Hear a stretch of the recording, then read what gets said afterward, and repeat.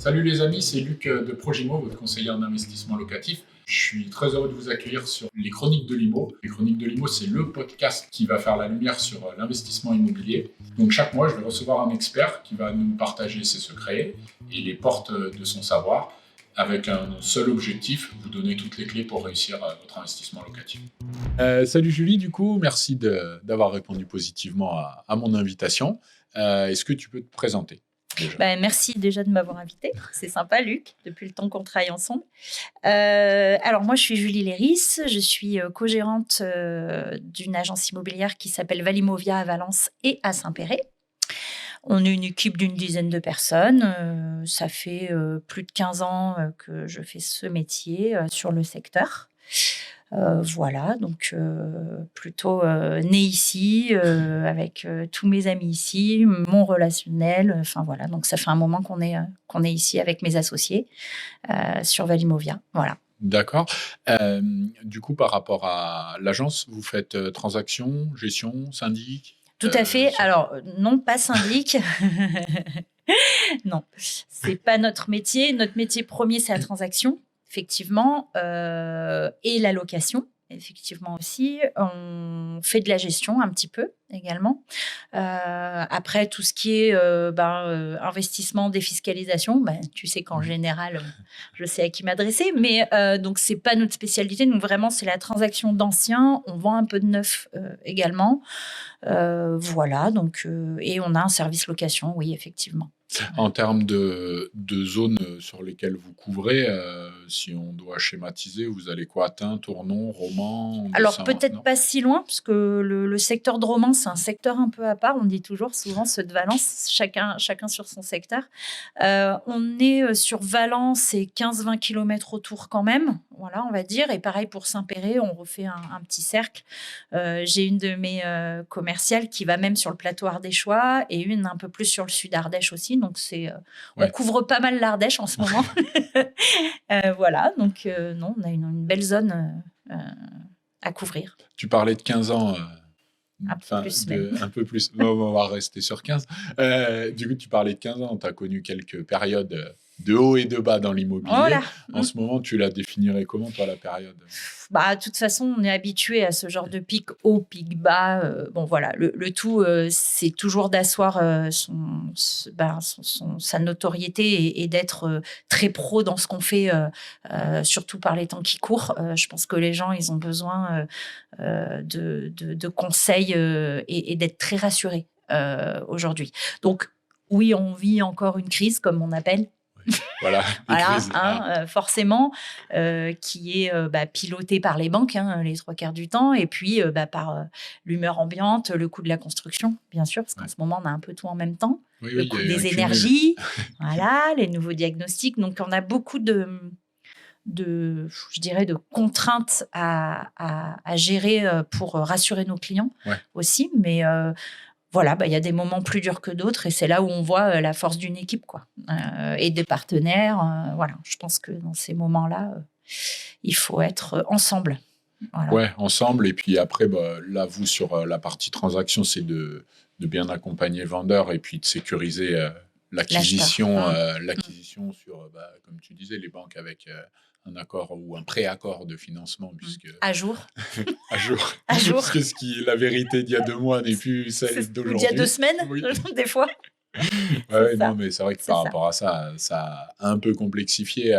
Toi, tu ressens les choses, il y a moins de biens à vendre, il y a moins d'acquéreurs intéressés. Je pense qu'il y a pas plus et pas moins qu'avant. Évidemment, on a une partie des acquéreurs en primo-accédant qui sont, comme dans toute crise, moins présents sur le marché parce que déjà que leur enveloppe est compliquée, alors là, c'est d'autant plus dur. En plus, les dossiers, leur dossier est plus fragile par les temps qui courent. Mais des biens à la vente, oui, en temps de crise, on a forcément un peu plus de biens à la vente puisque ça va moins vite. Donc voilà, forcément. Après, on est sur des vrais projets. Les gens qui aujourd'hui se lancent sont quand même, assez sûrs parce qu'on a moins d'envie, on a plus d'obligations de projet. Ouais. Donc, on va dire qu'il y a moins d'activité, mais elle est plutôt positive. Voilà. Donc, Oui, grosso modo, il y a moins de mouvements, mais voilà, les gens, comme tu dis, il y a un intérêt. c'est ça. C'est moins des promeneurs. Voilà, on va le dire comme Pour, ça, pour pas pas les employer un nommer. terme un peu C'est péjoratif. ça, Voilà. c'est ça. Après, moi, ce qui me pose problème quand même dans la dynamique actuelle, c'est que sur de l'investissement, et tu le vois même dans l'ancien, c'est l'apport qui est demandé, en fait. Oui, non mais Ou la pertinence.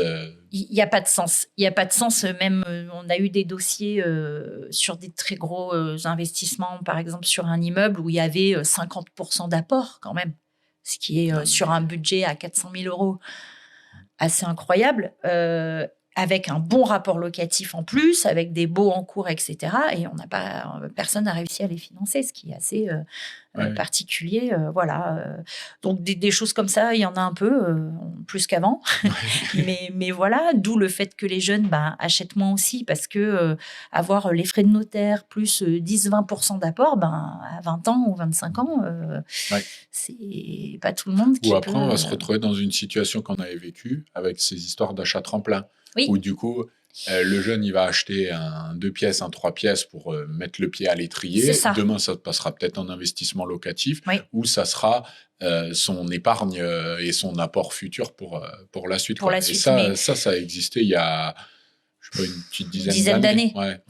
Mais en soi, aujourd'hui, c'est toujours mieux d'acheter. De toute façon, on va pas se leurrer. Et c'est pas un problème de volonté. C'est vraiment technique pour eux. C'est vraiment de trouver des accords. Et puis la peur des gens. En ce moment, on vit un peu dans une société où le risque est pas toujours accepté. Mais voilà. Après, c'est aussi de l'éducation chez les jeunes. Il y en a, on voit qu'ils ont été dans des familles qui ont toujours acheté, investi. Ouais, Ça culture. aide. Voilà. C'est la culture familiale. C'est la culture qui fait beaucoup. Voilà, après, ouais, ça passera. Oui, c'est ça. Le pic haut reviendra. Voilà, ça reviendra. Et voilà. Et il faudra bien. Il y a autre chose que tu disais tout à l'heure sur l'accompagnement que vous avez auprès de vos vendeurs. Tu parlais des diagnostics. Aujourd'hui, vous appréhendez comment tout ce qui est lié au passoire énergétique? Alors, déjà, il faut être bien renseigné sur les choses, parce qu'on a tendance, comme toutes les infos qu'on prend en face, d'avoir peur de tout, etc. Quand on décortique un peu, il n'y a rien de bien grave en soi. Effectivement, ils veulent plus de transparence, ils veulent alerter, ils veulent éviter. Mais bon, on ne pourra pas arrêter de louer des logements comme ça, ou de vendre des logements parce que ils sont énergivores. Il va falloir trouver d'autres solutions, parce qu'on manque aujourd'hui de logements, et après on nous dit on ne peut plus les louer, il faut les réisoler, il faut réinvestir. Il y a des gens qui ont un patrimoine de 30 ans, qui sont peut-être retraités aujourd'hui, qui n'ont pas les moyens de rénover leur appartement parce qu'on ne leur prête pas, ou parce que voilà. Un vrai problème. Donc ça, c'est un vrai problème. Après, on a toujours des investisseurs, et je sais que tu en as pas mal, mais qui ont besoin aussi de ce genre de biens pour la défiscalisation, etc. Mais encore faut-il qu'il y ait des solutions à ça sur certains logements, parce qu'on ne peut pas toujours remédier à des diagnostics mauvais, ou voilà. Mais c'est une contrainte supplémentaire, mais en même temps, il y a les plus et les moins, quoi. Ouais. Après, tu parles du sentiment de peur. Aujourd'hui, quand on voit une annonce de location ou de vente en disant warning, votre logement dépense 3 000 euros par an. Il perd de la chaleur de partout en plein hiver.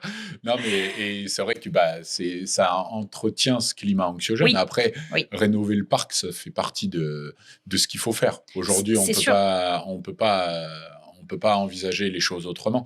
Mais comme tu dis, on va se retrouver soit avec des gens qui n'ont pas les moyens de faire des travaux et qui vont devoir vendre un peu expressément. C'est ça. Pour récupérer leur capital. Et du coup, décoter le prix. Voilà. Et soit avec des gens qui vont pouvoir prendre en charge les travaux, mais avec une petite carotte fiscale, ça pourrait être pas mal, quoi. En fait, il faudrait trouver des solutions à côté pour permettre complètement. Aujourd'hui, on manque de solutions qui compensent tout ce qu'on vit, en fait. Donc, à chaque fois, c'est mettre des pansements, trouver comment faire pour investir, mais sans que ça... c'est un peu le cercle vicieux, mais on l'a déjà vécu, et ça passera. Puis bon, aussi sûrement rétro-pédaler sur certaines choses, comme d'habitude, parce qu'ils vont se rendre compte qu'à un moment donné, j'imagine à Paris ou à Lyon, dans des villes comme ça, où 30% des logements seront inoccupés parce qu'ils sont en Angers ou parce que machin, je pense qu'il va falloir aider à la rénovation, quoi. Oui, parce que il y a déjà un problème de tension. Oui, déjà. Donc du coup, ça va pas avec. De ce fait, on va être embêté dans le temps si ces passoires thermiques sont plus louables. Mais il parle quand même de peut-être revoir un peu le planning des interdictions. Ils vont, à mon avis, rallonger les délais. Après, on a aussi, nous, on travaille beaucoup avec pas mal de diagnostiqueurs depuis le temps qu'on est à Valence et ils nous font tous un peu les mêmes retours. Aujourd'hui, on leur demande encore plus de choses, mais en même temps, même eux, les cadres sont pas très bien définis. Tout le monde ne peut pas réaliser un audit. Ça peut être des bureaux d'études ou pas. Ça dépend tel et tel bien. Même eux, voilà, on a fait une réunion de 2 heures pour qu'ils nous expliquent dans quel cadre il fallait. Enfin, moi, aujourd'hui, un particulier qui vend son bien seul, je ne sais pas comment il fait, en fait, pour informer l'acheteur et trouver des solutions pour une meilleure mise en vente de son bien. Parce que même nous, on a besoin de se former, nous, pour expliquer ça aux gens. Donc, voilà. Oui. Je pense quand même que l'accompagnement de professionnels, il est primordial. Dans tout domaine, en fait. Dans tout domaine. Mais c'est vrai que dans l'immobilier, comme tu dis, avec toutes les contraintes juridiques, tu es obligé à un moment. Parce que quand tu vois encore des annonces avec des DPE en cours ou vierges. En cours ou vierges, oui, c'est ça. Et le problème, c'est que comment tu fais derrière le particulier qui veut vendre en disant je vais économiser 3 sous, je les ferai que quand j'ai une offre. Alors que c'est la base aujourd'hui. Et puis quelqu'un qui va faire une offre sans savoir le montant des travaux ou en tout cas la capacité, la note énergétique. Il saute dans le vide, en fait. Moi, j'y vais pas. Mais souvent, nous, on sait que avant, c'était moins le cas. Ils regardaient l'affichage de la lettre, un petit peu comme les machines à laver. Ils avaient tous un peu cette image-là. Aujourd'hui, quand on part en visite, on a même les 3/4 du temps. Évidemment, il faut qu'on envoie le RP, des petites choses comme ça, mais ça va jusqu'au DPE. Est-ce que vous avez facture électrique? Qu'est-ce que c'est le chauffage? Combien ils dépensent en bois? Enfin, même avant de visiter. Donc, on n'est même plus Oui, on espère le coup de cœur à la visite, c'est quand même le but. Mais si avant, ils n'ont pas un dossier technique de 45 pages, c'est pour ça que je me demande, le particulier qui n'a pas préparé tout ça, aujourd'hui, c'est compliqué. Il fait des visites pour rien. Et c'est là où la période, elle change, comme tu disais. C'est que avant, il y avait un achat au ressenti. Entre guillemets, et maintenant il y a un achat avec un côté pragmatique où et comme tu disais, on a les coûts de l'énergie qui augmentent, donc on essaye de se prémunir en amont que ça ne coûte pas une blinde à la sortie, et voilà quoi. C'est ça. Tu parlais des diagnostiqueurs, des auditeurs. Aujourd'hui, vous travaillez avec pas mal de professionnels comme ça. En tout cas, on en conseille. Nous, on n'est pas acteurs là-dessus, mais oui, selon les secteurs, Ardèche, Drôme, on a plusieurs intervenants avec nous qui en plus sont on essaye, pareil, on prend des partenaires qui nous ressemblent. Par exemple, quand il y a des questions, des choses comme ça, moi, mes diagnostiqueurs, ils font la prestation. Mais il y a le service après-vente. Encore l'autre fois, j'étais chez le notaire, il fallait une explication sur un point. On l'a appelé en direct, il nous répond. Comme quand j'ai pu t'appeler sur certains points. L'idée aujourd'hui, c'est d'avoir des contacts rapides, des réponses rapides. En fait, les gens, c'est de plus en plus vite, de moins en moins cher et de plus... Voilà, c'est ça en fait. Donc, ils attendent ça de nous, en fait. Donc, oui. Et sur la rénovation énergétique, pour terminer avec ça, tu as vu qu'ils remettent en cause ma prime rénov'. Oui. Où du coup, comme tu disais, on met des pansements, on met des choses. On les enlève. Ma prime rénov' aujourd'hui, ils s'aperçoivent que c'était bien, il fallait rénover, mais que écologiquement ou en tout cas énergétiquement parlant, ça n'a pas eu l'impact. Ça n'a pas eu l'impact qu'ils espéraient. Ouais, après... Moi, je suis toujours pour qu'on essaye des choses, tout ça. Après, dans cette sphère-là, c'est bien d'être un peu quand même préparé et averti à ça, ce qui est un peu fou.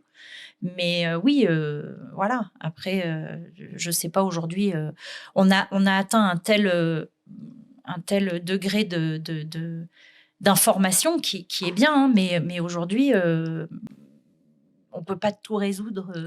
Voilà. Ni avec de l'argent ni avec public, de l'argent, ni voilà. avec... Déjà pas, voilà. Ouais. Après, je ne sais pas quelle solution pourrait être apportée à ça, tellement on est allé loin là-dedans. Mais bon. Oui. Ben, on a réglementé tout le cadre d'une vente immobilière qui fait qu'aujourd'hui, on touche à certaines limites pour que le particulier vende tout seul.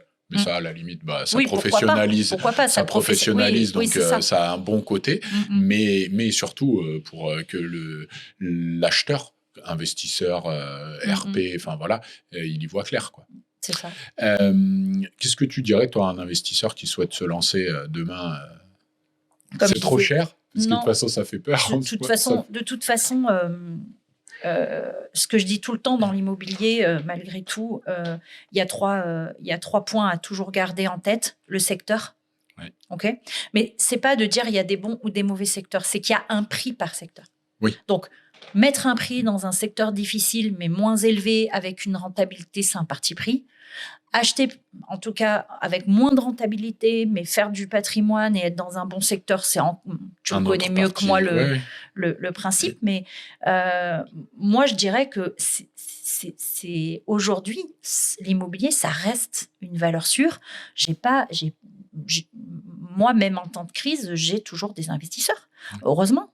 Voilà, soit poussés un peu par les parents des jeunes investisseurs, soit mon portefeuille client habituel avec des gens qui font tout le temps ça. Voilà, il y a un peu de tout. Valence est une ville qui est de mieux en mieux valorisée. On a quand même une belle dynamique ici. Donc, on se rend compte qu'on a plein de gens de l'extérieur qui arrivent déjà en termes d'université, de sport, de tout ce qu'on veut ici. Ça attire les gens. On l'a vu ces 4 dernières années, on va dire. Ouais, voilà. Vous l'avez vraiment ressenti sur ça. Sur la partie gestion locative aussi ? Aussi.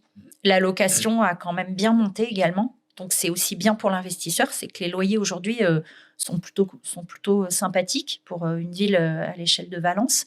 Si on compare à Lyon, par exemple, moi, j'ai ma responsable location, Maëva, qui arrive de Lyon. Aujourd'hui, elle a loué un appartement dans Valence.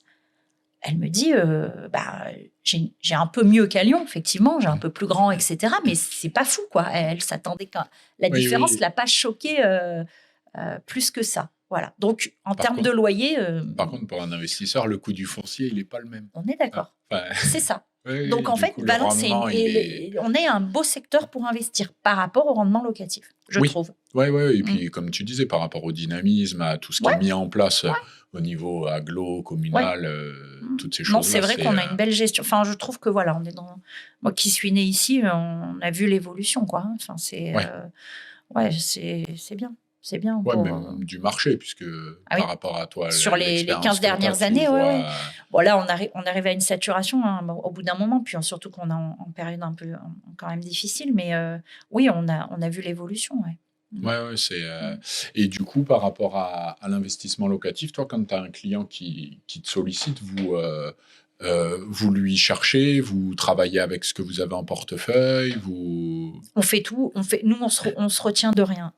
Quand on a un acheteur qui a un projet, investisseur ou pas, mais qui a un projet avec un délai calé et une enveloppe financière bien bouclée, après, au contraire, partenaire, ce qu'on a en portefeuille, interagence, aucun souci avec ça. Moi, l'idée, aujourd'hui, justement, quand on a un acheteur ou un investisseur fiable, il faut bien s'en occuper, quoi. Donc, il faut trouver des solutions.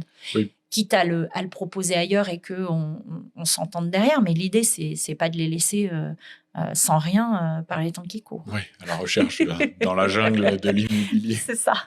Et après... vous accompagnez aussi des profils, parce que là on parle d'investisseurs, mais des profils type marchand de biens ? Oui, alors, toi tu as peut-être plus ce genre de clientèle. Nous, les marchands de biens, oui, on en a, un petit panel de clients à l'agence qu'on a depuis plus de 10 ans. Mes collègues et moi, on a chacun notre petit portefeuille habituel, parce qu'il y en a toujours. Alors, il y a les marchands de biens qui se veulent débutants marchands de biens, puis il y a vraiment ceux qui font du assise produit, et qui ont dont voilà, c'est le hein, métier. qui ont vraiment un regard très technique et pas l'investisseur qui se dit ah mais moi je louerai pas ça. Bon, c'est pas l'idée en fait. Non, C'est pas son but à lui. L'idée c'est d'investir. Donc voilà, oui, on a un petit portefeuille de ça, mais aujourd'hui on a le noyau quoi. Voilà. Ouais, mais du coup, ça vous amène un flux, vous, constant en termes de demande et potentiellement de biens à la revente aussi.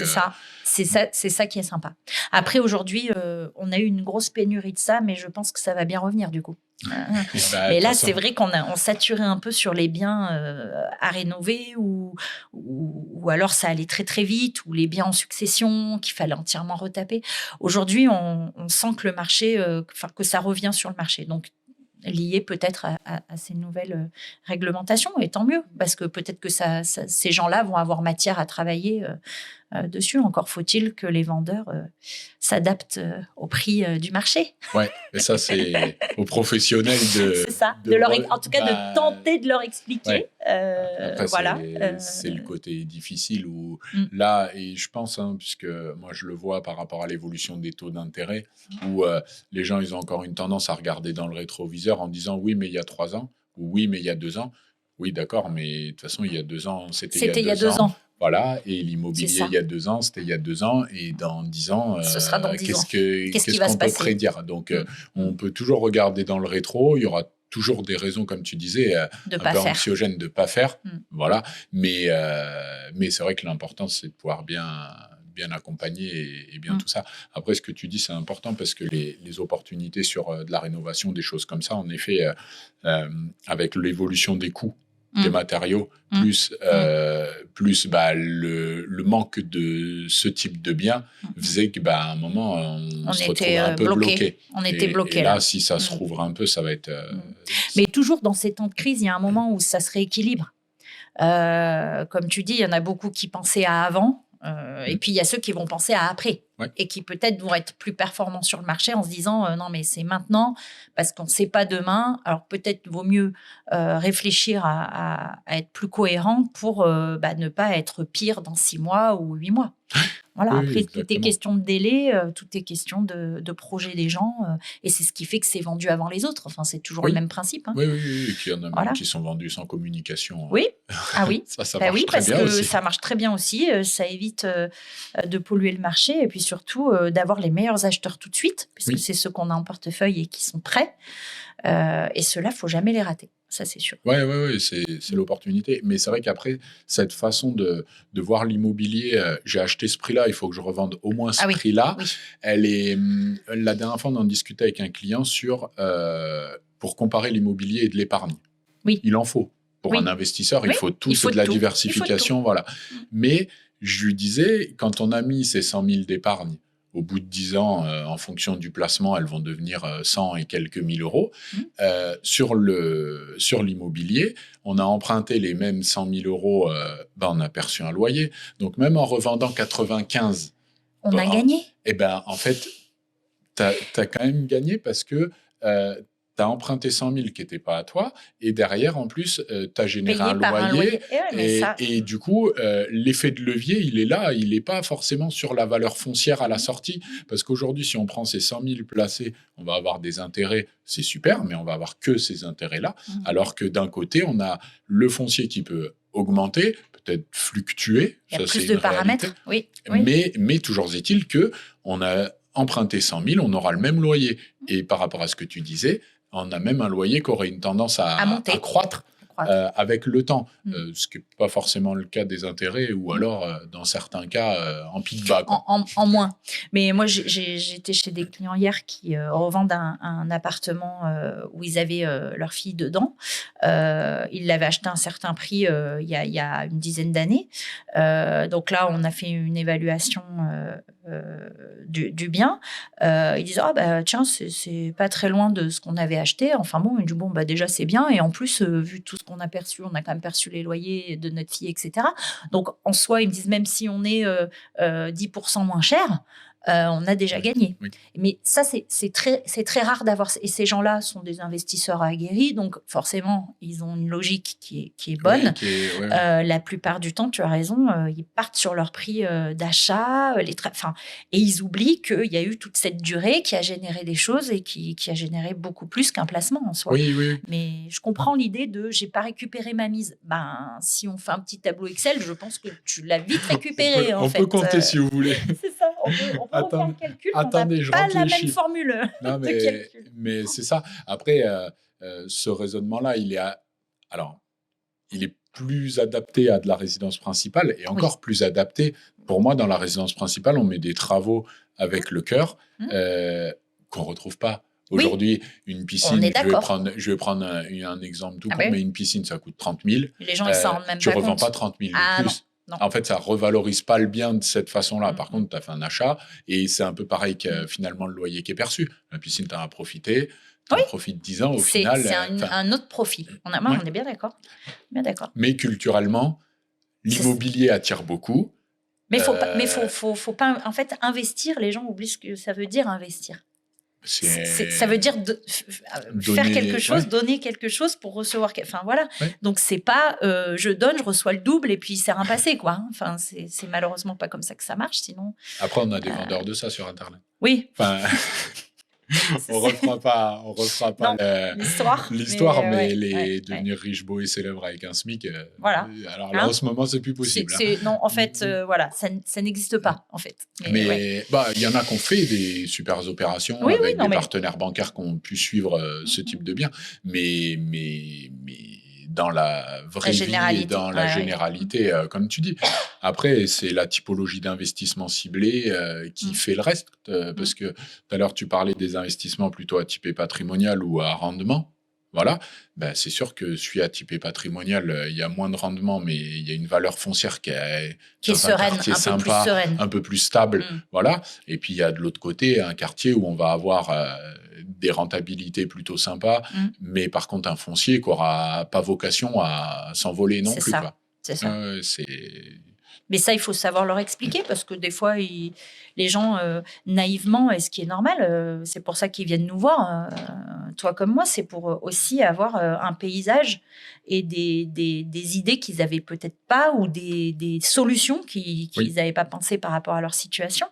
Et en fait, ils ont des fausses idées de ça, de ce que c'est un investissement. Mais une fois qu'on leur a posé vraiment... Les gens ont besoin de visuels, ont besoin de toucher, de voir les choses. C'est c'est du commerce, l'immobilier. Oui. Donc, l'idée, c'est vraiment de les accompagner à comprendre ça, en fait. Et du coup, faire leur choix en fonction de ce qui est mieux pour eux ou ce qu'ils préfèrent vivre, en fait. Donc, voilà. Mais du coup, ça vous prend un sacré temps d'approche client. Oui. 80% de mon temps, moi, c'est du dialogue. Oui. Dans les avec faits, vendeur, avec acquéreur, mais en tout cas... C'est 4 heures de téléphone par jour, tu connais. C'est recharger 3 fois son portable, c'est répondre même quand tu manges, c'est un petit peu ça. Bon, après, faut pas se laisser déborder comme ça, mais en soi, c'est des projets de vie. Pour nous, on travaille dans un domaine où quand même, c'est le plus gros budget d'un Français et que c'est beaucoup de stress et d'angoisse. Donc oui, on passe beaucoup de temps à parler, et comme si c'était la première fois à chaque fois. Oui. Parce que des fois, c'est voilà.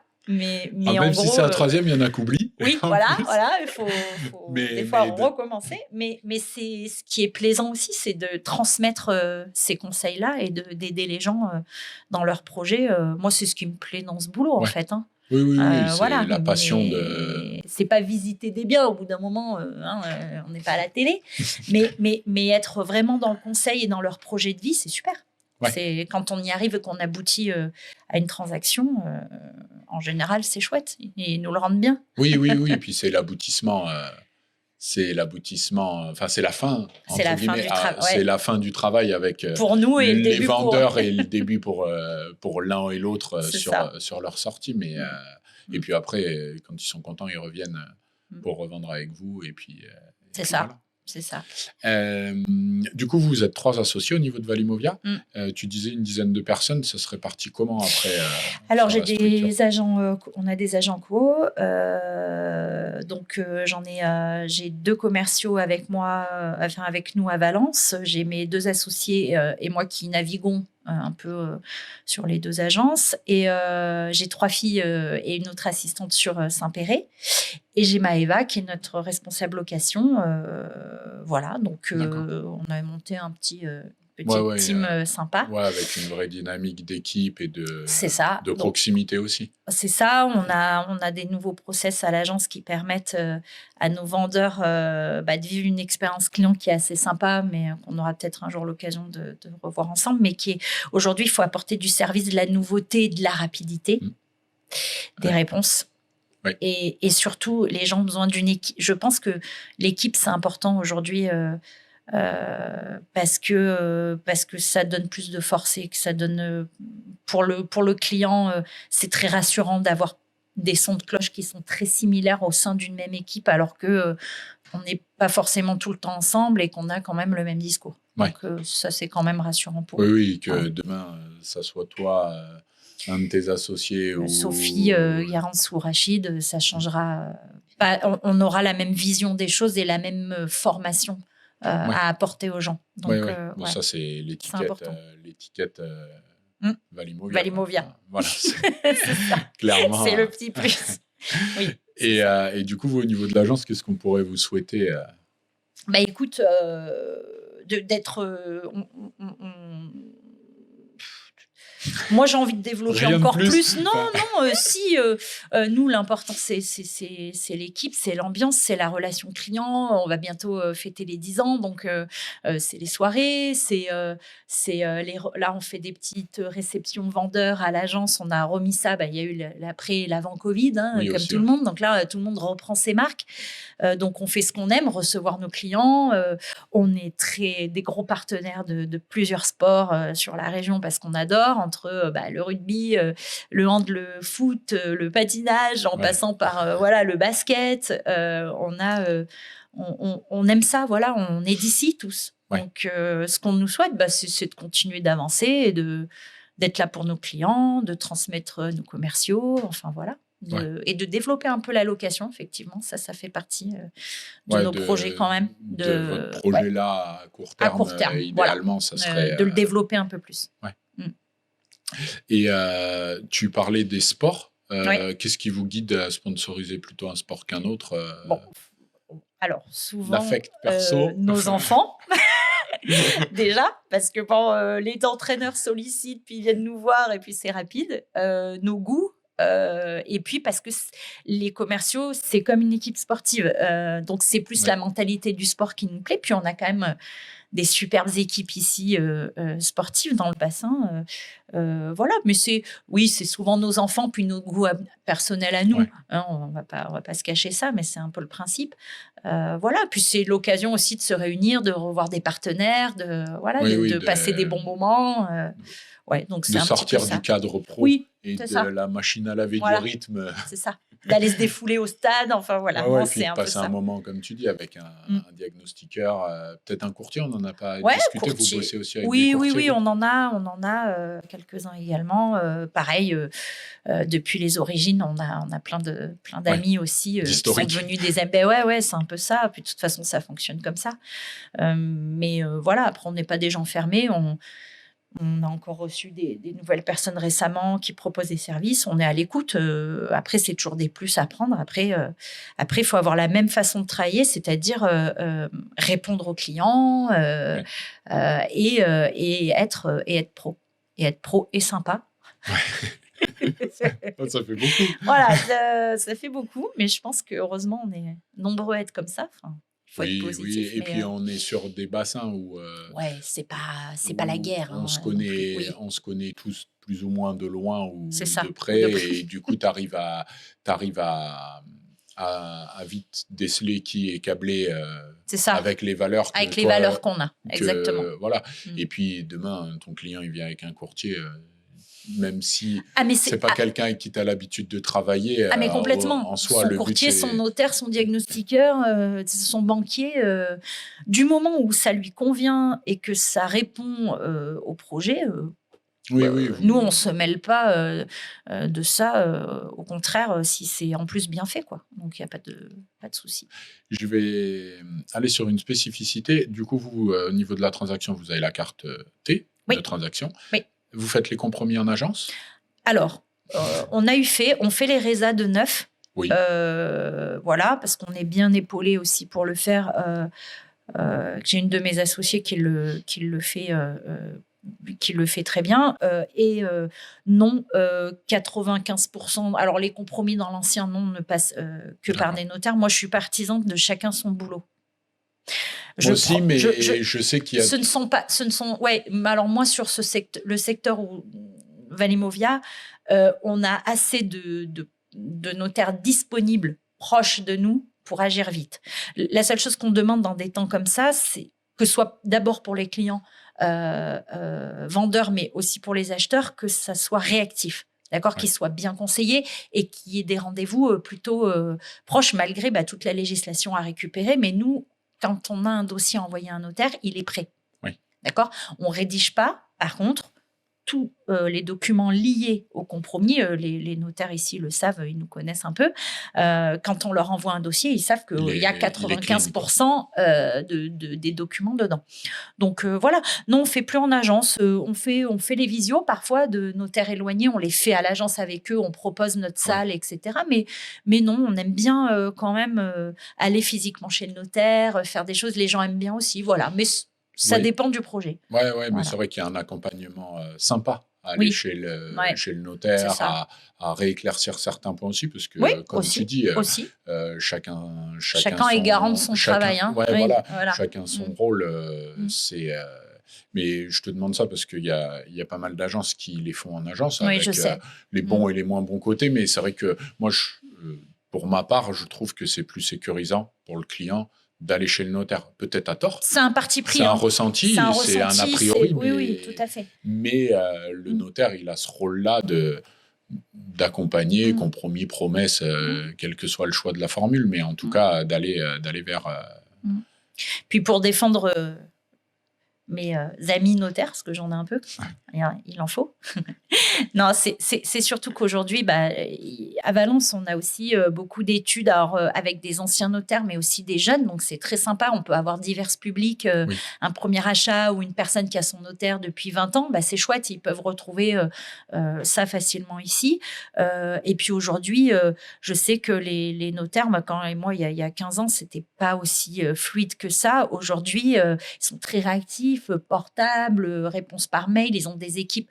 Voilà, ils ont vécu aussi l'ascension comme nous ces 2 dernières années où il y a eu beaucoup de rush et ça a été compliqué. Là, on sent que ça se resserre, donc forcément, on se rapproche, donc c'est plutôt positif. Oui, c'est vrai que dans cette phase un peu du pic bas, comme tu disais tout à l'heure, vis-à-vis des études de notaire qui étaient, pour ainsi dire, un peu toutes sous l'eau pendant la période, mais comme un peu tout le monde. Et ben là, on les voit un peu plus proches. Enfin, il y a une approche un peu plus disponible. C'est ça. Et puis plus à l'écoute, dispo dans les. C'est moins l'usine pour tout le monde. En soi. Et on arrive à faire pas qu'on ne faisait pas le travail comme il fallait avant, mais on arrive à on arrive à prendre un peu plus le temps sans que ça nous coûte sur ce qu'il y a à faire derrière. Parce qu'avant, on pouvait le prendre le temps si le client en avait besoin. Je pense que ce soit pour vous, pour moi, le temps pour les clients, on en a toujours. Mais ça demandait des sacrifices différents. Voilà, une façon de s'organiser différente qu'aujourd'hui, on a un peu moins. C'est vrai. Merci beaucoup. De rien. Merci, Luc. Et puis au plaisir d'avancer, de continuer. Merci en tout cas.